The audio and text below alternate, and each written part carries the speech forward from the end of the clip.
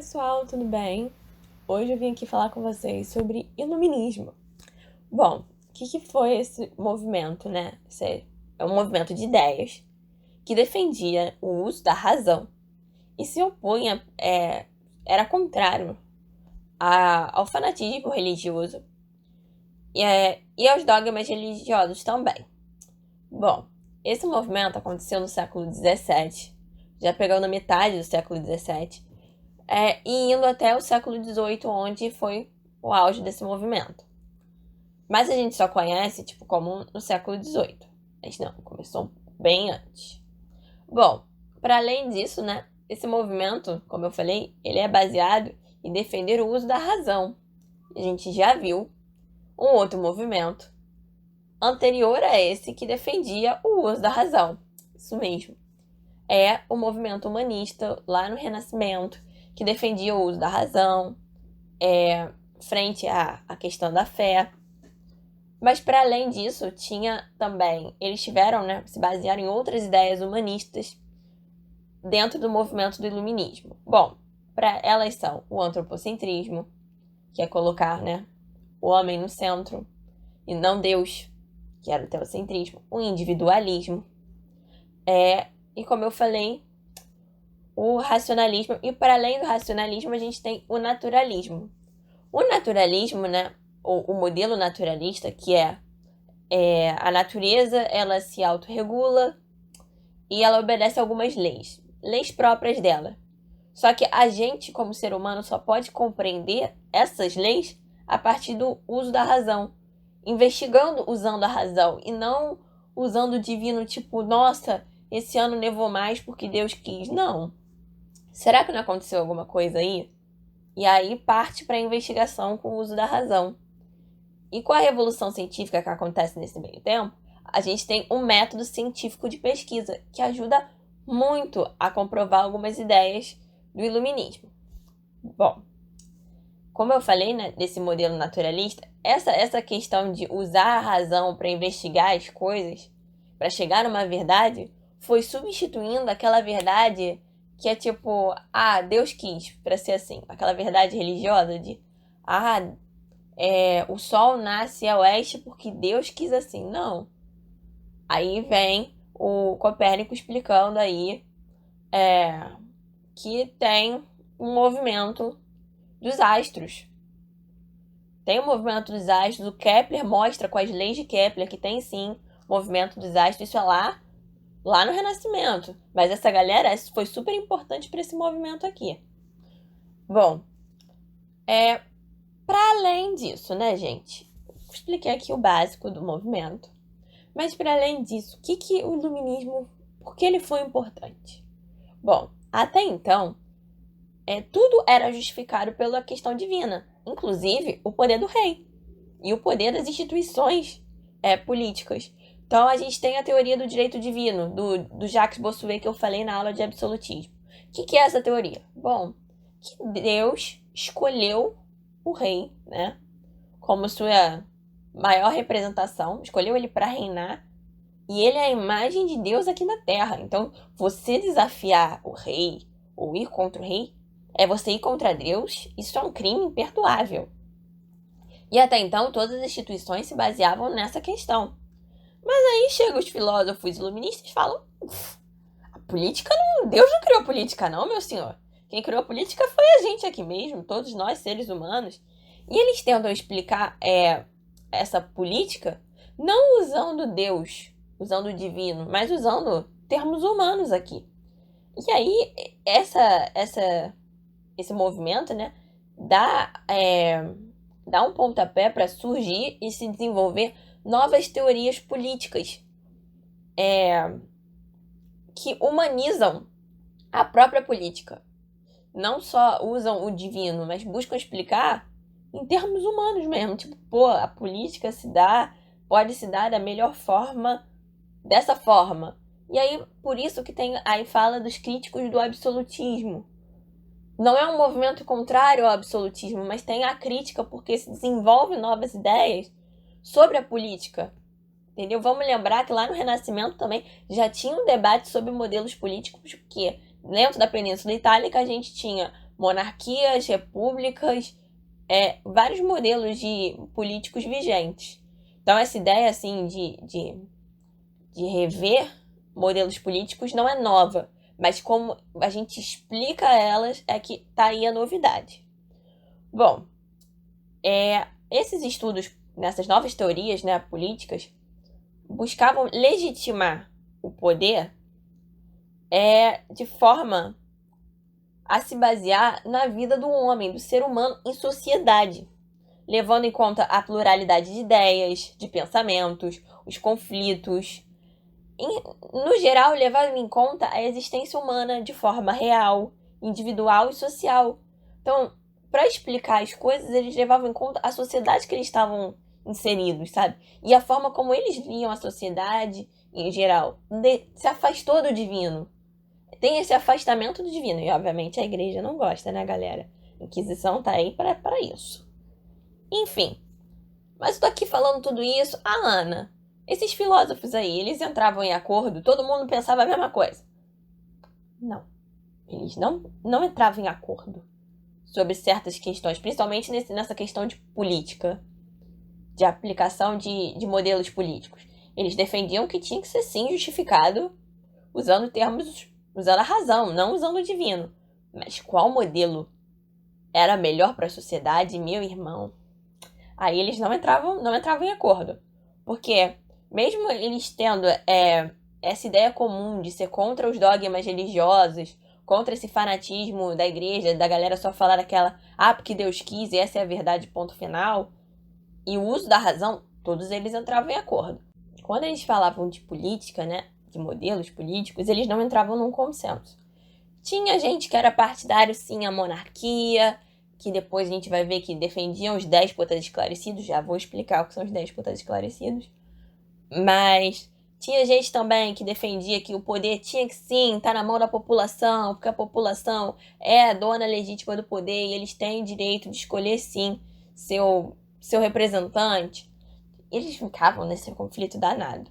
Eu vou seguir agora aqui, como eu já falei, esses filósofos não entram em acordo, né? Não entram no consenso sobre modelos, mas vou citar aqui alguns filósofos sobre a questão de teorias políticas novas, né? Buscando explicar a questão da legitimação de poder agora com termos humanos, de forma bem humana, bem simples.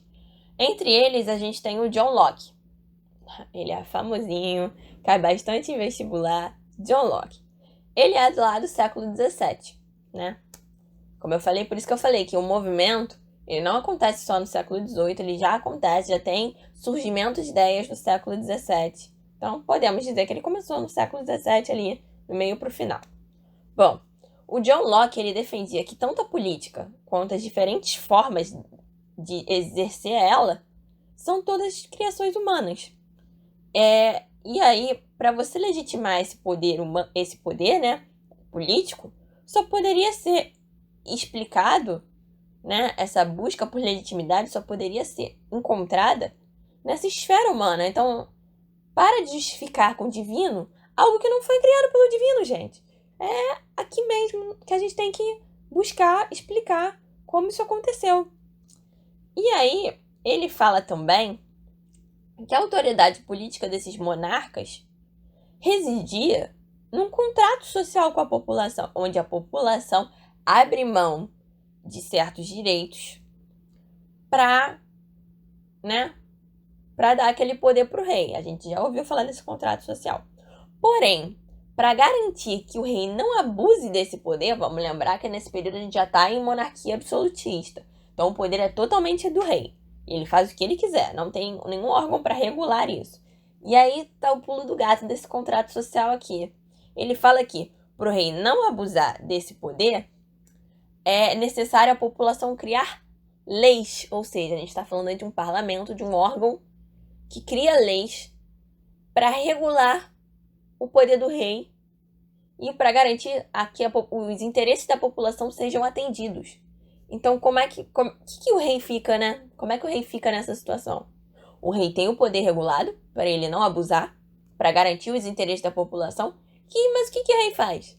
Ele só ele só, né, exerce esse poder aí. Ele só tem o poder de, obviamente, governar, mas executar essas leis criadas pela população. Então aqui a gente já tem, peraí, o poder absolutismo não é tão bom assim, senhor. Temos aqui, algo para limitar o senhor, John Locke. E aí depois dele, né, eu tô falando filósofos ao longo do século XVII, século XVIII, tá, gente? Aí eu vou citar outro aqui que tem o Voltaire. Quem era Voltaire? Bom, ele ficou muito famosinho na corte inglesa. Entre os ingleses, principalmente, a nobreza inglesa amava Voltaire. Ele defendia o livre pensar. Mas, Ana, o que é esse livre pensar? Ele defendia que o nosso progresso, né, como sociedade, só viria quando a sociedade entendesse que o conhecimento não viria do divino, viria, né, da razão. Então, quando você racionaliza as coisas, fica mais fácil você descobrir a origem delas e descobrir como progredir delas. E ele também defende, né, nesse livre pensar, o próprio debate. Então ele tem até uma frase, que a gente não sabe se é dele, mas que defende muito bem essa ideia dele de livre pensar, que eu vou ler para vocês. Eu não concordo com uma palavra do que dizes, mas defenderei até a morte o seu direito de dizê-la. Eu posso não concordar com o que você diz, mas eu acho que você tem total direito. Então isso vale para liberdade de expressão, vale para liberdade religiosa, de culto, né? Então esse livre pensar é muito amplo. Porque, por exemplo, se a gente progride da questão desse livre pensar, passa a entrar, por exemplo, discutir religião, não se discute, vira um âmbito privado. Ou se você quer discutir, você tem todo o direito de defender a sua ideia, sei lá, sobre o anglicanismo, e eu defendo aqui o catolicismo, dando exemplo. E nós dois, mesmo que a gente não concorde um com o outro, a gente tem total direito de dizer isso. E é isso que o Voltaire defende. Ele também atacava, né, essa questão aí do fanatismo religioso, como eu falei. A crítica já está no livre pensar. E ele foi defender posteriormente os déspotas esclarecidos, que eram reis que aplicavam essas ideias aí iluministas que eu vou citar. Mas tem essas e tem muitas outras que eu também vou citar. E vou depois dar exemplos de alguns. Bom, ele, para além dele, né, a gente tinha o Rousseau. O Rousseau foi outra pessoa que desenvolveu o contrato social. A gente já tem o contrato social de John Locke, a gente tem o contrato social de Rousseau. No contrato social de Rousseau, a diferença entre eles é que até então o rei era o executor das leis lá para o John Locke. O contrato social de Rousseau diz que o poder político se origina, né, desse contrato entre o rei, né, ou os governantes em geral, e a sociedade. Porém, a soberania ela é popular, né? A manifestação do poder deveria vir de um sufrágio universal masculino nesse sentido, né? Universal só pode ser dos homens. Então, seria uma junção de homens, né, que se uniriam para defender os interesses da população, e o rei ficaria ali para ser mais do que um executor de leis, mas sim de vontades e de desejo. O poder ficaria mais na mão da população e o rei só seria o executor mesmo. Então não restaria muito poder para o rei. Ele também criticava a questão da propriedade privada. Ele dizia que na propriedade privada é onde a gente vê a origem da desigualdade entre os homens. Ou seja, ele fala que aquele nobre lá tem diversas terras, e a gente vê o camponês ali, ou o plebeu da cidade, sem terra nenhuma para plantar, e ele tem que vender só a força de trabalho dele. Isso já é um motivo enorme para a desigualdade. Enorme. E ele defendia, né, buscar um meio, a partir, né, dessa soberania popular, onde todo mundo pudesse ter acesso ao mínimo, né, para garantir uma qualidade de vida ok.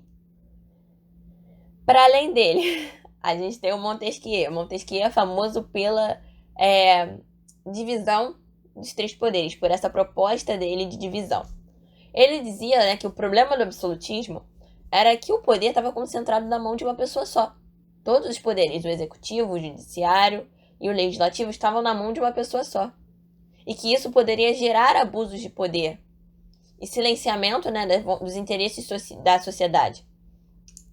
E aí ele sugere a divisão dos poderes em três, né, que é o legislativo, o executivo e o judiciário.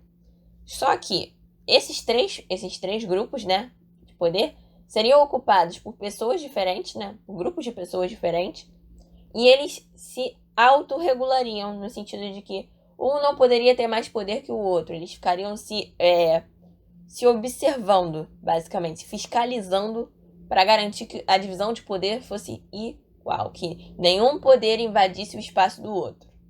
E isso gerou um rebuliço danado mesmo. E aí, esses são os filósofos que fazem críticas à política, de forma geral. A gente também tem os filósofos que fazem críticas agora à economia e mais ou menos a questão do mercantilismo, porque a aplicação do mercantilismo ficou muito, muito, muito conhecida na Europa. Bom, o mais famoso deles é o Adam Smith. Quem foi o Adam Smith? Todo mundo já ouviu aquela questão da mão invisível. Mas então, eu vou explicar um pouquinho melhor essa ideia da mão invisível, por quê? O Adam Smith criticava esse mercantilismo e a intervenção do Estado na economia. E aí, ele falava que o mercado possuía, né, os próprios mecanismos dele de regulação. Ele vai chamar isso de leis naturais da economia. E aí ele fala nessa mão invisível, que é a questão de que existe um mecanismo de demanda, aquele de oferta e procura. E nessa oferta e procura, o valor do produto vai se alterando por ele mesmo, sem precisar de qualquer intervenção da economia. Por isso que é uma mão invisível. Essa autorregulação se dá sem precisar de uma interferência externa. É só a questão de procura e demanda. Vai muito além disso. E o Estado não necessariamente precisaria intervir. O Estado só precisava deixar a livre concorrência. Porque no momento que você tem a livre concorrência, né, essa oferta e demanda, ela vai oscilando por ela mesma. Então, ele faz críticas aos monopólios e deixa a livre concorrência. Deixa a livre concorrência, deixa o mercado se autorregular a partir da mão invisível e vocês não interferem nisso. Para além disso, ele defende a divisão de trabalho, né, de tarefas de trabalho. Porque aí reduz o custo do produto e da produção e fica mais fácil vender ainda. Ele tem uma ideia, essa ideia fica super famosa. Os economistas, durante muito tempo, idolatraram o Adam Smith. Ele é uma leitura fundamental, acho que nas faculdades de economia, se eu não me engano. Pelo menos foi, porque meu pai fez economia e fala bastante do Adam Smith. E, para além disso, o outro, né, filósofo iluminista que critica as questões econômicas é o Thomas Malthus. E sei lá, ele fundou a teoria malthusiana. Bom, o que é essa teoria malthusiana? Esse Thomas aí, ele se preocupou muito com a questão do futuro, porque ele estava vendo a população crescer muito e a galera da produção de alimentos não estava acompanhando muito esse crescimento, não. Por mais que tentasse produzir muito, não estava ali juntinho. E aí a preocupação dele foi, como é que a gente vai fazer para alimentar todo mundo? E aí ele desenvolve essa teoria, né, malthusiana, que diz que, na real, a gente tem que controlar o crescimento vegetativo. O que é o crescimento vegetativo? É você comparar o número de pessoas que nascem, o número de pessoas que morrem, fazer uma conta aqui, e o resultado final é o quanto a população cresceu. Se tem mais gente que morre e menos gente que nasce, a população reduz. Mas se tem mais gente que nasce e menos gente que morre, a população aumenta. É mais ou menos nesse raciocínio. E ele fala que isso é super necessário para garantir que todo mundo, ao menos, tenha acesso à alimentação. Porque a crise de alimentos era uma coisa muito frequente na Europa, exatamente pela população estar crescendo muito e não ter mais terras suficientes para plantar. Em muitos casos, por exemplo, o caso de Portugal, não tinha terra suficiente para plantar. O caso da França, crise de alimentos ou quando se tem um péssimo plantio. E aí tem todas essas questões. Por fim, eu vou voltar aqui na questão dos déspotas esclarecidos. Eu já expliquei que são monarcas que buscam implantar algumas medidas baseadas em ideias iluministas. Só que tem um detalhe. O iluminismo, como a gente viu ali, faz algumas críticas ao modelo político absolutista. Eles simplesmente não ligam para nada. Eles falam, putz, é mesmo? Vou aplicar a tua ideia aqui, mas vou continuar sendo absolutista, porque eu não vou abrir mão do meu poder. Eu não vou deixar outra pessoa chegar aqui e regular meu poder. Simplesmente não vou. E é isso, sabe? As ideias iluministas, elas chegam para a Europa inteira, porém elas chegam de forma super diferente. E isso fica muito claro para os déspotas esclarecidos. Porque, por exemplo, em países super católicos, como Portugal e Espanha, vai. Portugal e Espanha é super católico. O iluminismo chega de uma forma muito branda, né? Chega de uma forma muito suave. Porque a igreja ainda tem um monopólio de conhecimento, um monopólio de ideias. Então a teoria do direito divino permanece durante muito tempo.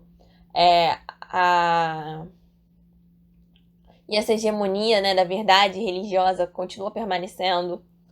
Mas já em países que passaram por perrengues, tipo conflitos religiosos entre vertentes diferentes do cristianismo, por exemplo, a França, que teve lá o massacre da noite de São Bartolomeu, a Inglaterra, que teve conflito entre os anglicanos e os puritanos,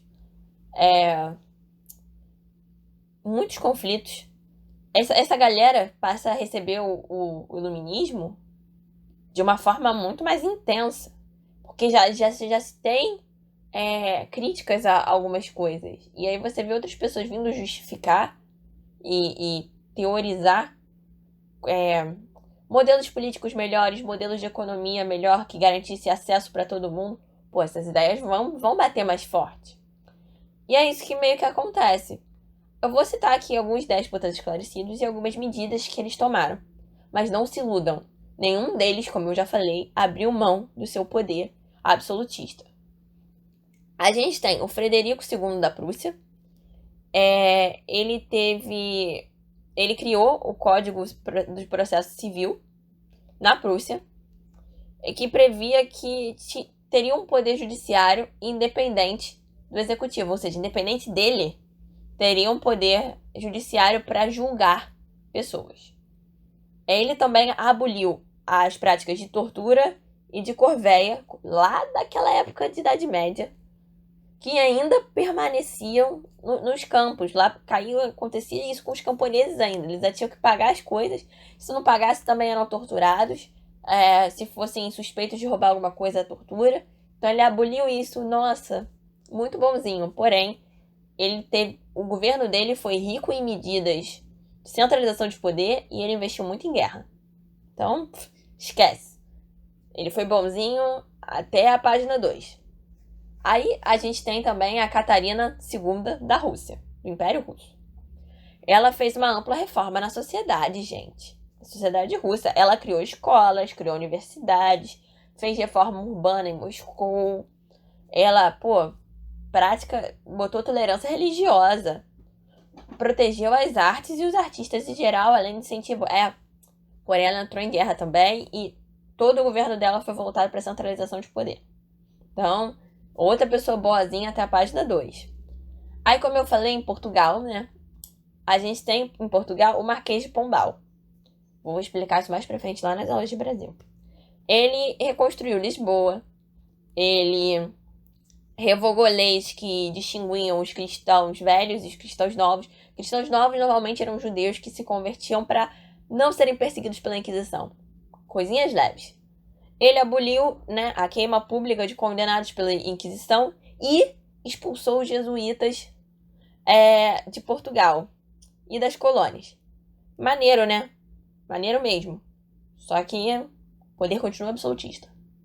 ele era o primeiro-ministro lá, mas o poder continuava na mão do rei. Por fim, a gente tem o José da Áustria, José II. Ele fez algumas reformas administrativas, né? Buscando garantir mais poder para quem? Para o povo? Não, para ele mesmo. Ele instituiu também um ensino fundamental obrigatório e gratuito para todo mundo. Show, maneiro. Ele aboliu a servidão? Aboliu. Aboliu a tortura? Sim. Ele permitiu o acesso de judeus à universidade? Meu Deus. Porém, vamos lá. Qual foi a primeira coisa que eu li? Foi reforma administrativa voltando para garantir poder para ele mesmo. Então, por mais que essas pessoas tivessem aplicado medidas baseadas em ideias iluministas, eles nunca tiveram a intenção de aplicar o iluminismo em si. Eles se utilizaram de medidas que beneficiariam a eles mesmos. Não beneficiariam ao povo, entendeu? Então isso acaba sendo um pouquinho frustrante. Mas é isso. Eu espero que vocês tenham gostado dessa aula. Eu tentei ser o mais breve possível, porém, né? Acho que não foi. E eu vejo vocês na próxima aula. Bom, é isso. Beijos.